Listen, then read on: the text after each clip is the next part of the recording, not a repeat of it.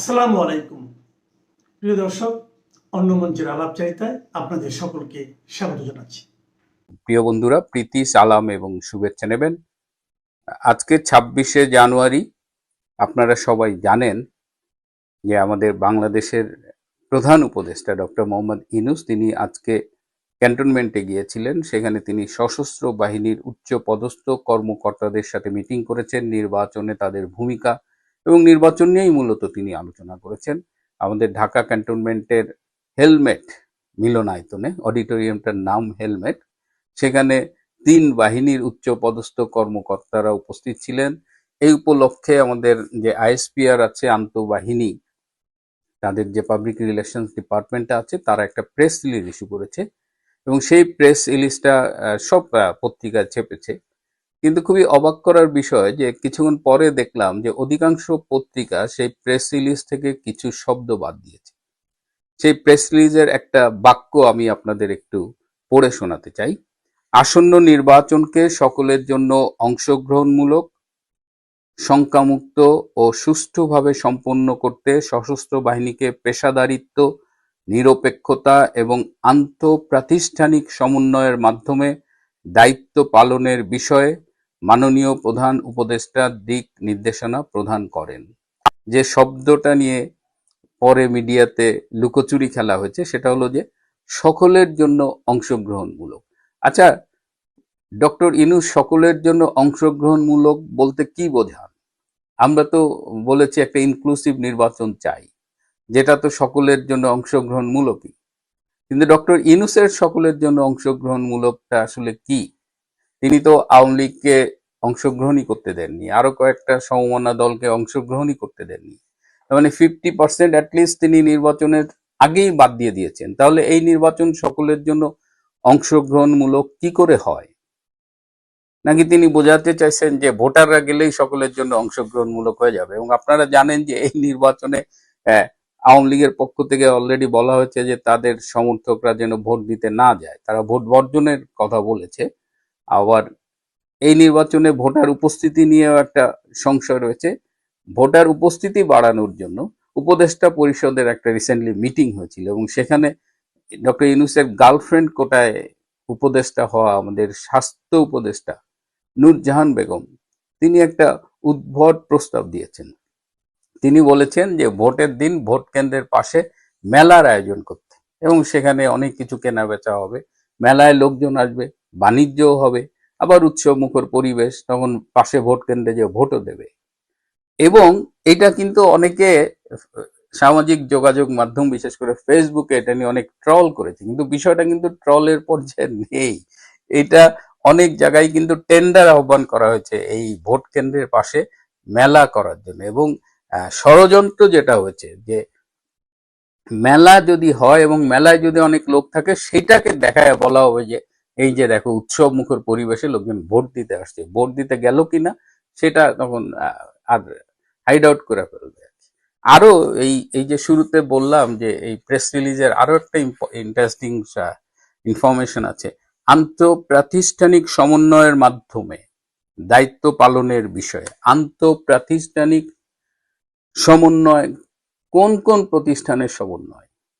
ইতিমধ্যেই 12ই ফেব্রুয়ারি যদি নির্বাচন হয়, সেই নির্বাচনের ফলাফল কি হবে, কে কতটা সিট পাবে, টোটাল কিন্তু মাস্টার প্ল্যান হয়ে গেছে। এবং এই মাস্টার প্ল্যান বাস্তবায়নের লিডিং অর্গানাইজেশন হলো জাতীয় গোয়েন্দা সংস্থা এনএসআই। তো তিনি বলছেন যে আর্মি যেন অন্য অন্য প্রতিষ্ঠানের সাথে সমন্বয়ের মাধ্যমে, মানে এনএসআই এর মাধ্যমে, এনএসআই এর সাথে সমন্বয় করে এই যে কারচুপির আয়োজনটা সেটা যেন করে। কিন্তু এই পরবর্তীতে এই সকলের জন্য অংশগ্রহণ শব্দটা অনেক পত্রিকা থেকে সরিয়ে দেওয়া হয়েছে। এটা তো গেল মিটিং এর কথা। এই মিটিং এর বাইরেও একটা ইন্টারেস্টিং ঘটনা আছে। সেটা হলো যে জেনারেল ওয়াকার খান সেনাপ্রধান, তার সাথে একান্ত কিছু কথা বলেছেন ডক্টর মোহাম্মদ ইউনূস। এবং আপনারা জানেন যে কদিন আগে ক্যান্টনমেন্টে একটা ছোট্ট রদ বদলের উদ্যোগ ভেস্তে গেছে। সেটা আমি বলেছিলাম যে বর্তমানে যে principal staff officer lieutenant general Kamrul, তাকে chief of general staff CGS করার একটা উদ্যোগ নেওয়া ছিল, কারণ যিনি সিজিএস ছিলেন লেফটেন্যান্ট জেনারেল শামীম, তিনি পিআরএলে গেছেন, অবসরপূর্ব ছুটিতে গেছেন। তো এখন সেই জায়গায় এই কামরুলকে আনার একটা চেষ্টা করা হয়েছিল। আবার বর্তমানে যে quarter master general QMG Faizur, তাকে কামরুলের জায়গায় প্রিন্সিপাল স্টাফ অফিসার করার একটা উদ্যোগ নেওয়া ছিল, কিন্তু জেনারেল ওয়াকার শেষ মুহূর্তে এটা আটকে দিয়েছেন। এবং জেনারেল ওয়াকার বর্তমানে রাষ্ট্রদূতের দায়িত্ব পালন করছেন একজন লেবাননে। তাকে এই সিজিএস, যে অপেক্ষাকৃত জুনিয়র, যে বর্তমানে মেজর জেনারেল, তাকে লেফটেন্যান্ট জেনারেল পদে প্রমোট করে সিজিএস বানানোর একটা উদ্যোগ নিয়েছে। তো এই যে বিষয়টা, এটা নিয়ে ডক্টর ইউনূস বলছে যে এইটা তো আসলে আমি কিছু জানি না, এটা আমাদের জাতীয় নিরাপত্তা উপদেষ্টা ডক্টর খলিলের দোষ। ওই খলিল এইসব ঝামেলা টামেলা করছে। তুমি আমাকে চেনো, আমি তোমাকে চিনি, আমাদের সম্পর্কে পরস্পরের ধারণা আছে। তো এটা বলে সে জেনারেল ওয়াকারের সাথে একটা মানে ভাঁজ দিছে, যেটাকে আমরা বাংলায় বলি, এবং সব দোষ চাপাইছে আমাদের জাতীয় নিরাপত্তা উপদেষ্টা ডক্টর খলিলের উপর। এই কথা শোনার পরে জাতীয় নিরাপত্তা উপদেষ্টা ডক্টর খলিলুর রহমান কিন্তু খুব মাইন্ড করছে। এমনি আপনারা জানেন যে ডক্টর খলিলের সাথে জেনারেল ওয়াকার খানের একটা দূরত্ব কিন্তু শুরু থেকেই। জেনারেল ওয়াকার খান চাননি যে জাতীয় নিরাপত্তা উপদেষ্টা পদে কাউকে নিয়োগ দেয়া হোক। সেই হিসাবে ডক্টর খলিলের ব্যাপারে তার শুরু থেকেই আপত্তি ছিল, এবং ডক্টর খলিল যে কারণে শুরু থেকেই জেনারেল কামরুলের সাথেই কাজ করতেন আর কি, তার সাথে কামরুলের সম্পর্ক ভালো। তো এইটা নিয়ে তাদের মধ্যে একটা সম্পর্ক খারাপ ছিল, এবং সেইটা যে ডক্টর ইউনূস একটু মানে ম্যানেজ করলো জেনারেল ওয়াকার। অথচ এই ডক্টর খলিল দেখেন, কাতার যাইতে হয়, কাতারে মিটিং হয়, ভারত, আমেরিকা, আরো অনেক দেশের প্রতিনিধি থাকে, কাতারের প্রতিনিধি থাকে। সেই মিটিংয়ে কে যায়? ডক্টর খলিল যায়। দিল্লিতে সার্জিও গার, অজিত দোভালের সাথে মিটিং হয়, সেই মিটিংয়ে কে যায়? ডক্টর খলিল যায়। আমেরিকার আপনারা জানেন যে ট্রাম্প সরকারের উচ্চপদস্থ কর্মকর্তারা ভারত পক্ষে ডক্টর ইউনূসের সাথে কথা বলেন না, একদম মিনিমাম, যতটুক না বললেই নয়, বা খুব ফর্মাল সম্পর্ক। অথচ এই বাইডেন চলে যাওয়ার পরে, ডেমোক্র্যাটদের পরাজয়ের পরে, ট্রাম্প প্রশাসন ক্ষমতা নেওয়ার পরে আমেরিকার সাথে যে সম্পর্কটা কন্টিনিউ করা, এটাও কিন্তু করেছেন এই জাতীয় নিরাপত্তা উপদেষ্টা ডক্টর খলিল। আবার চীনে যখন যাইতে হয় তখন কে যায়? এই ডক্টর খলিল যায়। আবার চীনের সাথে ডক্টর ইউনূস বলে এইটা করতে হবে, ওইটা করতে হবে। 6টা এমওইউ সাইন করছে চীনের সাথে এই ইউনূস সরকার। তার মধ্যে একটা হলো সামরিক ড্রোন বাংলাদেশে তৈরি হবে, চীন সেখানে 600+ কোটি টাকা দেবে। তো সেইটাও আলটিমেটলি স্টপ করতে হয়েছে, কারণ আমেরিকা চীনের সাথে এই মাখামাখিটা পছন্দ করছে না, এবং চীনে এই বিষয়ে চীন একদিকে ফুলের তোড়া নিয়ে যাচ্ছে ডক্টর খলিলের কাছে। আবার আমেরিকার যে নতুন রাষ্ট্রদূত এসেছেন ব্রেন্ট ব্রেন্ট ক্রিস্টেনসন, কিন্তু তিনি আবার পছন্দ করছেন না, তিনি আবার খলিলকে ডেকে ধমক দিচ্ছেন, ইউনূসকে যে অভিযোগ জানাচ্ছেন। তো সব মিলায় মানে এই ডক্টর খলিল হলো একটা যেন নন্দ ঘোষ, যত দোষ খলিল ঘোষ, এরকম একটা ঘটনা ঘটেছে আর কি। তো ডক্টর ইউনূস এবং ডক্টর খলিল খুব মানে কষ্ট পেয়ে বলেছেন যে তার জন্য আমি এত কিছু করি, তার সব মেসেজ নিয়ে যাই, তার জন্য আমি মেসেজ নিয়ে আসি, আর তিনি দিনের শেষে সব জায়গায় আমাকেই মানে ব্যর্থতার দায়ে অভিযুক্ত করেন, আমাকেই দোষী করেন। এটা নিয়ে ডক্টর খলিলের মধ্যে কিন্তু একটা মনোবেদনা আছে, এবং সেটা আবার দেখলাম এই যে ক্যান্টনমেন্টে গিয়ে ডক্টর ইউনূস একদিকে মোটামুটি তিনি যে কত বড় ভণ্ড সেটা এই সকলের জন্য অংশগ্রহণমূলক নির্বাচনের কথা বলে আবারও বোঝালেন, এবং তিনি একটা ইন্ডিকেশন দিয়ে এলেন যে আন্তঃপ্রাতিষ্ঠানিক সমন্বয়, তার মানে এই যে এনএসআই এর নেতৃত্বে যে নির্বাচনী কারচুপিগুলো হবে, যে আয়োজনটা অলরেডি করে রাখা হয়েছে, সেখানে সেনাবাহিনীর সহযোগিতা তিনি চেয়ে এসেছেন। এখন দেখা যাক বাংলার মানুষ কিভাবে 12ই ফেব্রুয়ারিতে রিয়াক্ট করে, এবং তার আগে নির্বাচন হয় কিনা, তার জন্য আমরা অপেক্ষা করব। প্রিয় বন্ধুরা, আজ এ পর্যন্তই। ভালো থাকবেন। নমস্কার, আমি তরুণ ঘোষ। শুরুতেই আপনাদের একটা ভিডিও দেখাবো। ভিডিওটা দেখলে পরে আপনারা একটু আঁচ করতে পারবেন। শুধু মানুষ আর মানুষ আর মানুষ। এইমাত্র ব্রিগেড প্যারেড গ্রাউন্ডে এসে পৌঁছলেন বঙ্গবন্ধু শেখ মুজিবুর রহমান এবং আমাদের প্রধানমন্ত্রী শ্রীমতী ইন্দিরা গান্ধী। স্বাধীনতা পেয়েছি বড় রক্তের বিনিময়ে পেয়েছি। এত রক্ত কোন জাত কোন দেশে কোন দিন দেয় নাই যা আমার বাংলাদেশের মানুষ দিয়েছে। আমার লোকেরা জাতি ধর্ম নির্বিশেষে বৃদ্ধ থেকে বালক পর্যন্ত সকলেই সংগ্রাম করেছে। সে সংগ্রাম কামিয়াব হতে পারতাম না যে ভারতের জনসাধারণ, ভারতের সরকার এগিয়ে না আসতো। আমার দেবার মতো কিছুই নাই, শুধু আমি এইটুকু দিতে পারি, নিঃস্ব আমি, রিক্ত আমি, দেবার কিছু নাই, আছে শুধু ভালোবাসা, দিলাম শুধু তাই। পশ্চিম পাকিস্তান দেখলেন তো ভিডিওটা, শুনলেন ও কানে। এবার আমি আপনাদের একটা জিনিস বলি। বহুদিন আগে আমি একটা কথা বলেছিলাম আপনাদের, যে নরেন্দ্র মোদী কিছু অকল্পনীয় করতে যাচ্ছেন। ঠিক কবে বলেছিলাম আমার মনে নেই, 2-3 মাস আগে হবে হয়তো। অকল্পনীয় কি সেটা আমি জানি না, পরবর্তী সময়ে হয়তো জানতে পারবো। এখন এই যে আমি ধীরে ধীরে বলেছিলাম যে ধীরে ধীরে মানে আওয়ামী লীগ খোলস খুলে বেরোচ্ছে, তাকে আস্তে আস্তে ছেড়ে দেওয়া হচ্ছে। তো এখন প্রথমে তো দলের সঙ্গে সমস্ত অডিও বার্তা এই সমস্ত হতো, তারপরে এই যে ফরেনার্স এটা করেসপন্ডেন্ট ক্লাবে যেটা ভাষণ হলো, তাতে তো বাংলাদেশের সরকার পুরো একেবারে হিলে গেছে।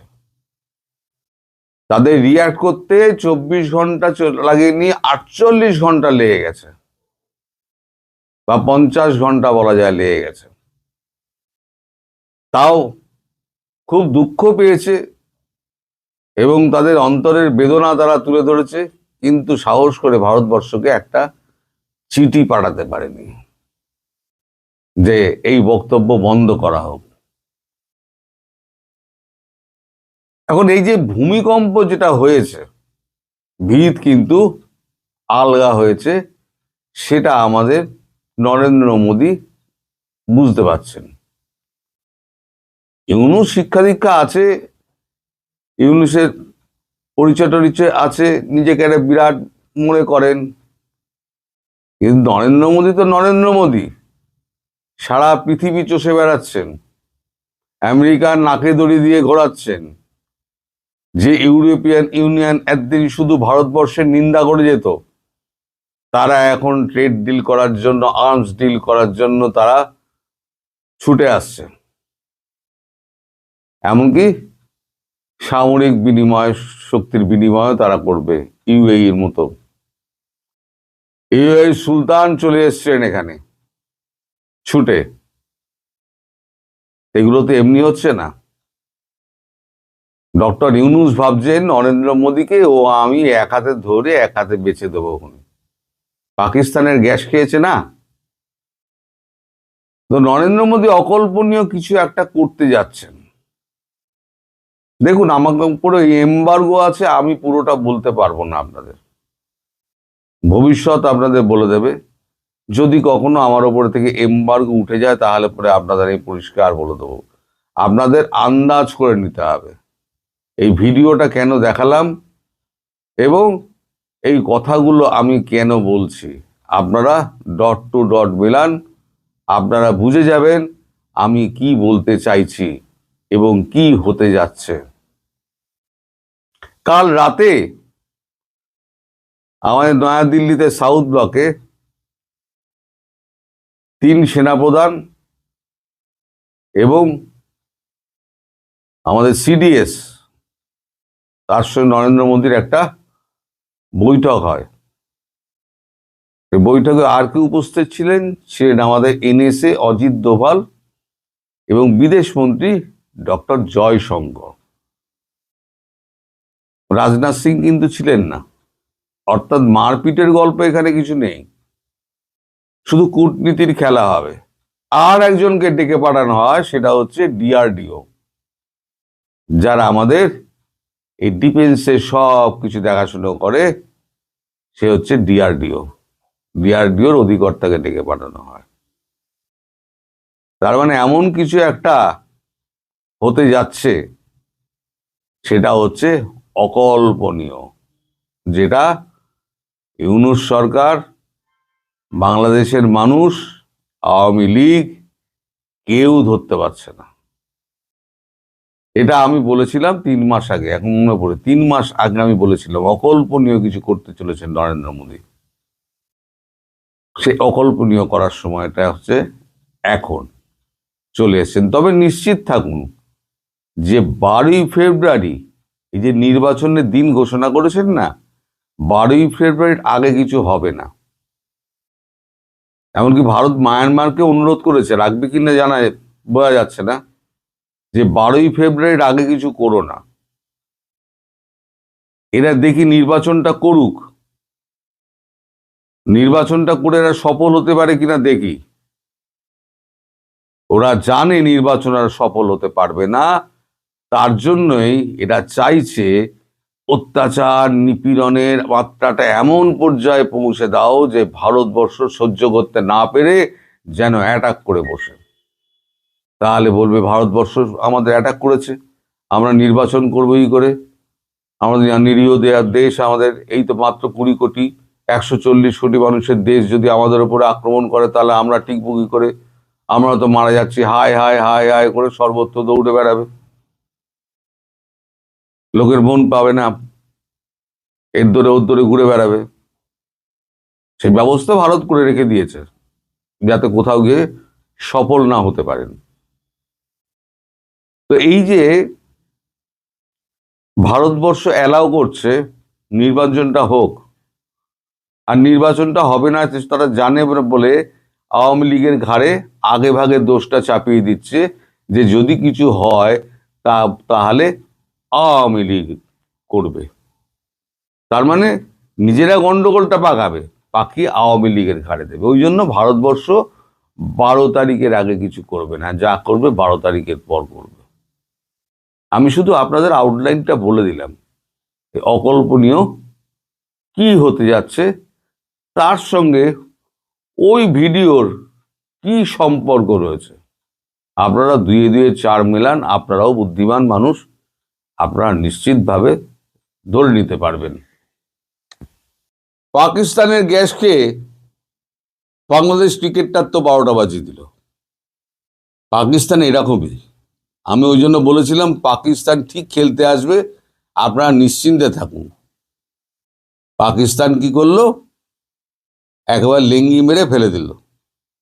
আপনি ছবিটা ভাবুন, খেলা হচ্ছে, এই ক্রিজে পাকিস্তানের ব্যাটসম্যান, ওই ক্রিজে হচ্ছে বাংলাদেশের ব্যাটসম্যান, পেছনে উইকেট কিপার আইপিএল বা বিসিসিআই, ধরুন আম্পায়ার হচ্ছে বিসিসিআই, আর উইকেট কিপার হচ্ছে আইপিএল, এই আইসিসি। বাংলা পাকিস্তান বলে দিয়েছে যে 1 রান নিতে হবে, জিততে গেলে 1 রান নিতেই হবে, আমি তোমার সঙ্গে আছি, চলো একসঙ্গে 1 রান নেবো। তুই মেরেই বল ছুটবি।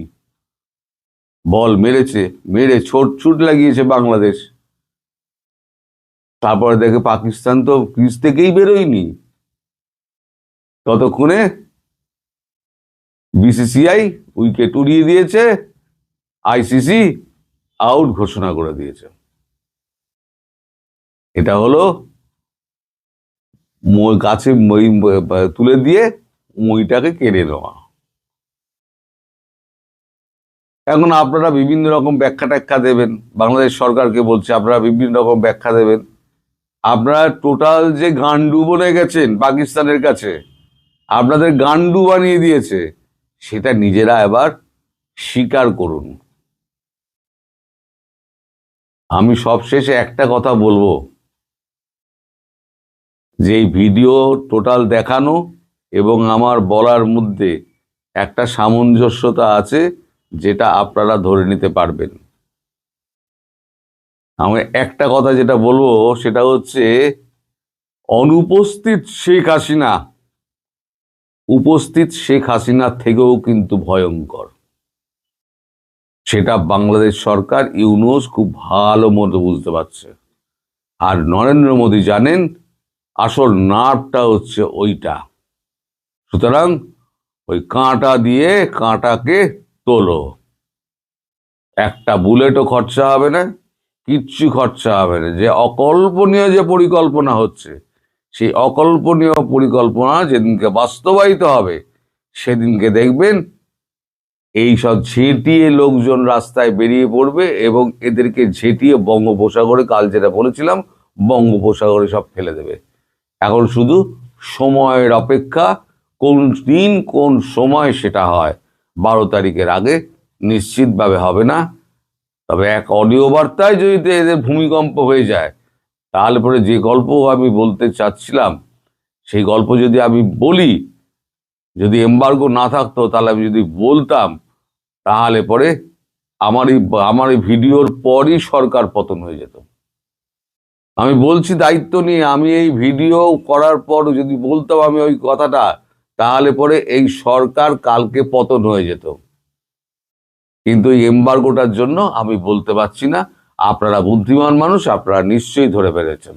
আপনারা না দিতে পারলেন 2-4 জনের সঙ্গে কথা বলবেন।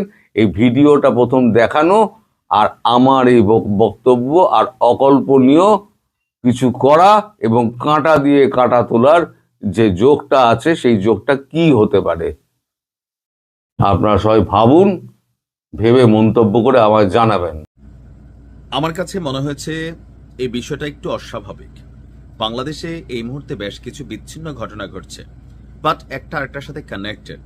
গেল কয়েকদিন আগে কেরানীগঞ্জে একটা মাদ্রাসায় ওই মুহূর্তে ছাত্র ছিল না, কিন্তু শক্তিশালী একটা বিস্ফোরণে ছাদমাত সহ একটা বিল্ডিং উঠে গেছে। এখানে খুবই শক্তিশালী বিস্ফোরক ছিল। সামনে নির্বাচন, দেশে নানান ধরনের ঘটনা ঘটতে পারে। আর এর মাঝখানেই গেল শনিবার ভারত থেকে 8টি ট্রাক প্রবেশ করেছে বাংলাদেশে লিগেলি। কোন দিক দিয়ে প্রবেশ করলো? ভারতের পেট্রোপোল স্থলবন্দর দিয়ে। আর এই 8টি ট্রাকে বিপুল পরিমাণ বিস্ফোরক বেনাপোল স্থলবন্দরে প্রবেশ করেছে। 8টি ট্রাকে আনুমানিক কয় কেজি বা কয় মন হবে আমরা যদি সংখ্যাটা দেখি, 125 মেট্রিক টন। 1 মেট্রিক টন কত কেজিতে? এটা কুইজ রইল। কারা আমার ভিডিও দেখেন একটু জানাও দরকার। হ্যাঁ, পড়ালেখা করবেন। আর যারা জানেন না কমেন্টে দেখে নিবেন, আমি ভিডিও শেষে বলবো। তো বলা হচ্ছে যে দিনাজপুরের মধ্যপাড়া গ্রানাইট মাইনিং কোম্পানি লিমিটেডের খনি থেকে পাথর উত্তোলন এবং খনন কার্যক্রম পরিচালনার জন্য বিস্ফোরক দ্রব্যের এই বিশাল চালানটি আমদানি করেছে রাষ্ট্রীয় প্রতিষ্ঠান Madhyapara granite mining company limited. অর্থাৎ দিনাজপুরে যে গ্রানাইটের উত্তোলন করা হয় সেখানে বিস্ফোরণ ঘটাইতে হয়। আপনারা জানেন এটা মাইনিং এর কাজ। স্বর্ণের খনি, গ্রানাইটের খনি, পাথরের খনি, এগুলাতে কিন্তু বিস্ফোরক গড়াইয়া এগুলো ভাঙতে হয়, পরে এগুলো বিভিন্ন ধাপে ধাপে আইসা আমরা ব্যবহার্য হিসাবে উপযোগী করে তুলি। এখন চালানটি সরবরাহ করেছে ভারতের সুপার শিভা শক্তি কেমিক্যাল প্রাইভেট লিমিটেড। এখন বিস্ফোরক আমদানির বিষয়টি স্পর্শকাতর হওয়ায় বন্দর এলাকায় বিশেষ নিরাপত্তা ব্যবস্থা গ্রহণ করা হয়েছে। বেনাপোল পোর্ট থানার যিনি ভারপ্রাপ্ত কর্মকর্তা আছেন তিনি বলছেন, বিস্ফোরক দ্রব্যের চালানটি সরকারি নিয়ম এবং অনুমোদনের আওতায় আনা হয়েছে। বন্দর এলাকায় সার্বক্ষণিক পুলিশ আইন শৃঙ্খলা বাহিনী নজরদারি করছে। নিরাপত্তার ঘাটতি নেই, সাধারণ মানুষের আতঙ্কিত হওয়ার কোনো কিছুই নেই। আর ভারতীয় ট্রাকগুলো বর্তমানে বন্দরের ... নাম্বার, আমি বললাম না কারণ আমার ভিডিও শুনে অনেকে যাইতে পারে, ... নাম্বার ইয়ার্ডে পুলিশি পাহারায় রাখা হয়েছে। আমার কাছে মনে হয় যেটাতে আসলে তো রাষ্ট্রীয়ভাবে আনা হয়েছে, তাহলে সমস্যা কি আছে? আমাদের ওই যে সরকারি পেট্রোলের যে খনি বা বিভিন্ন জায়গা থেকে দেখি মাঝে মাঝে এত হাজার লিটার তেল নাই। কালকে বিএনপির প্রোগ্রাম হয়েছে, পুলিশের নিরাপত্তা ছিল, 58টা মাইক নাই, না 58 কয়েল তার নাই, মাইক নাই। রাষ্ট্রের অনেক জিনিস গাজী মানে অনেক কোম্পানি বিভিন্ন সময় লুট হয়ে যাচ্ছে মবের মাধ্যমে, তো পুলিশ তো থাকে। ধানমন্ডি 32 ভাঙা হয়েছে, সেখানে মব তৈরি করা হয়েছে।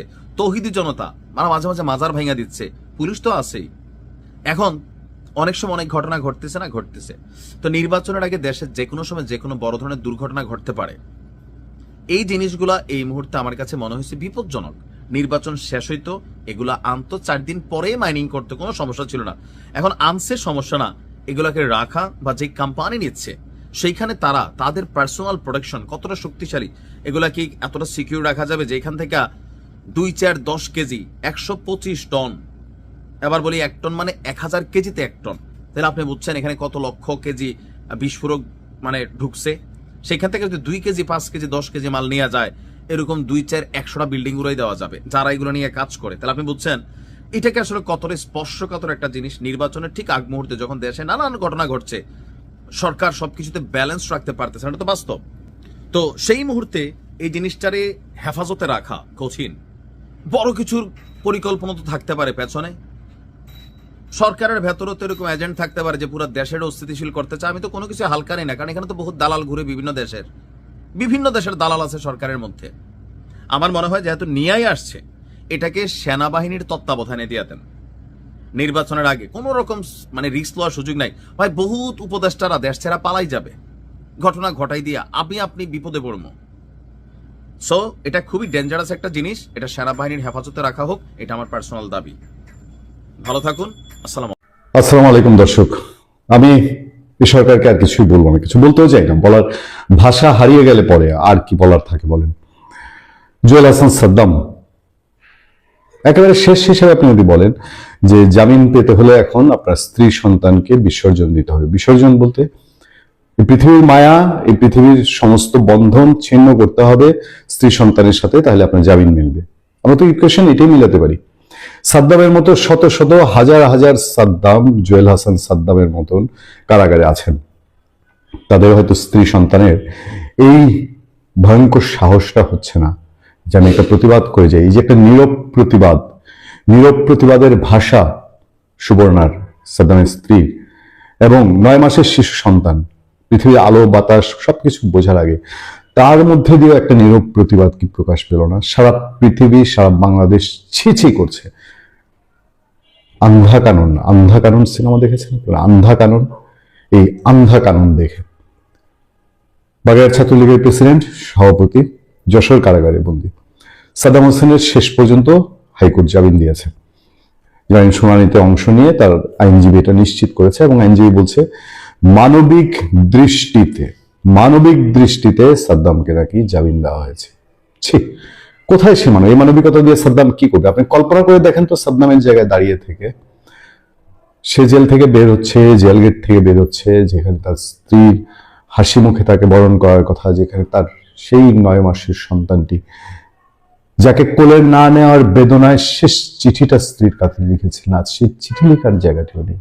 যে সন্তানকে সে কোলে নিতে পারেনি, সেই সন্তানকে কোলে না নেওয়ার সেই বেদনা, সন্তানের লাশ সে কাঁধে নেয়নি, মরদেহ কাঁধে নেয়নি, কিন্তু এখন কি তার চেয়ে বেশি ভার, বেশি ওজন সাদ্দামের কাঁধে জুটবে না যদি সে কারা ফটক থেকে বের হয়? এই পরিহাসের মানে কি?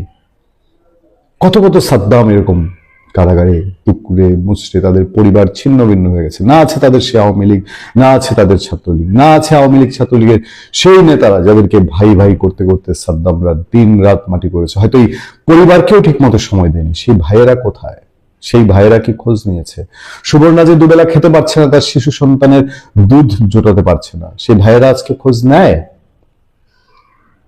কারাগারের প্রতিটি দেয়ালে শুধু ডক্টর ইউনূস সরকারের প্রতি প্রতিহিংসা বা জ্বালা অথবা ক্ষোভ বিক্ষোভ, সেটাই বাড়ছে না, বাড়ছে সেই আওয়ামী লীগ নেতাদের দিকেও, যারা বিলেতে বসে, দিল্লিতে বসে, কলকাতায় বসে, ইউরোপের বিভিন্ন দেশে বসে এখন রাজসিক জীবনযাপন করছেন। সাদ্দামের মতন ছেলেদের ঘামের উপর দিয়ে কারি টাকা কামিয়ে তাদের প্রতি ঘৃণা বাড়ছে। এই সরকার সাদ্দামকে জামিন দিয়েছে, সারা পৃথিবী, সারা দেশ যখন ছিছি করছে, সাদ্দামের স্ত্রী সন্তানের মরদেহ 5টা মিনিটের জন্য কারাগারে নেওয়া হয়েছে। এটা একটা অকল্পনীয় ঘটনা। সাদ্দামকে প্যারোলে ইচ্ছা করলেই মুক্তি দেওয়া যেত, ইচ্ছা করলেই জেলা প্রশাসকরা তাদেরকে ব্যবস্থা করতে পারত, কিন্তু সেইটা করার প্রয়োজন মনে করেনি। এখন তার স্ত্রী সন্তানের লাশের উপর দিয়ে, তার স্ত্রী সন্তানের মৃত্যুর উপর দিয়ে তাকে জামিন নিতে হলো।